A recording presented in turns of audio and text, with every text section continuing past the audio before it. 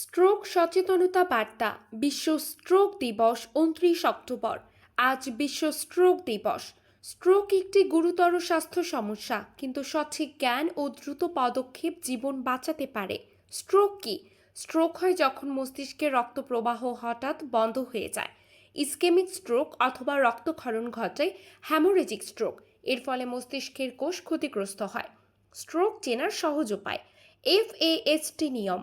স্ট্রোকের লক্ষণ দেখলে 1 সেকেন্ডও দেরি না করে জরুরি সেবার জন্য ফোন করুন। মনে রাখুন, FAST। এফতে ফেস অর্থাৎ মুখ, মুখের এক পাশ কি ঝুলে গেছে? এতে আর্মস অর্থাৎ হাত, দুটো হাত তুললে এক হাত কি নেমে যাচ্ছে? এসতে স্পিচ, কথা, কথা কি জড়িয়ে যাচ্ছে বা বোঝা যাচ্ছে না?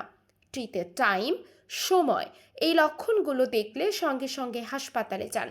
প্রতিরোধী সেরা পথ জেনে রাখুন, প্রায় 80% স্ট্রোক প্রতিরোধযোগ্য।